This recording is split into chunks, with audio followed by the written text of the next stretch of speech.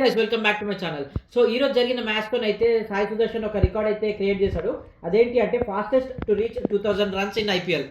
ఇంతకుముందు ఈ రికార్డ్ అనేది క్రిస్ గేల్ పేరు మీద ఉండేది. క్రిస్ గేల్ 48 ఇన్నింగ్స్‌లో 2000 మార్క్ అందుకుంటే సాయి సుదర్శన్ వచ్చేసి 47 ఇన్నింగ్స్‌లోనే 2000 అనేది రీచ్ అయ్యాడు. బేసిక్‌గా సాయి సుదర్శన్ అంటేనే కన్సిస్టెన్సీకి పెట్టింది పేరు.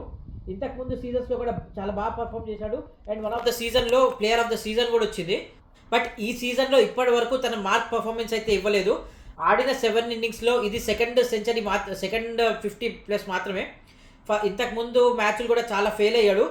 ఈ మ్యాచ్లో ఆడిన కన్సిస్టెన్సీ కానివ్వండి, ఈ మ్యాచ్లో ఆడిన క్లాసిక్ షాట్స్ కానివ్వండి అండ్ కృణాల్ పాండ్యా వేసిన బౌన్సర్కి ఒక 6 కొట్టాడు. అది నెక్స్ట్ లెవెల్ అసలు. అండ్ జాస్ హేజల్వుడ్ వేసిన బౌన్సర్కి అవుట్ అయ్యాడు. బట్ అప్పటికే 100 మార్క్ అయితే రీచ్ అయ్యాడు. ఈ సీజన్లో ఆల్రెడీ గిల్ అండ్ బట్లర్ మంచి పర్ఫామ్ చేస్తున్నారు. వాళ్ళకి తోడు సాయి సుదర్శన్ పర్ఫార్మెన్స్ కనుక యాడ్ అయింది అనుకోండి, జీటీ బ్యాటింగ్ అయితే ఎవ్వరు ఆపలేరు.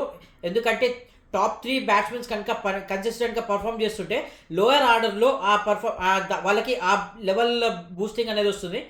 సో అప్పుడు జీటీ బ్యాటింగ్ని ఎవ్వరు ఆపలేరు. మరి సాయి సుదర్శన్ ఇదే కన్సిస్టెన్సీ మెయింటైన్ చేస్తారా? ఈ సీజన్లో ఎలా పర్ఫామ్ చేస్తాడో నెక్స్ట్ మ్యాచెస్లో తెలుస్తుంది. Until then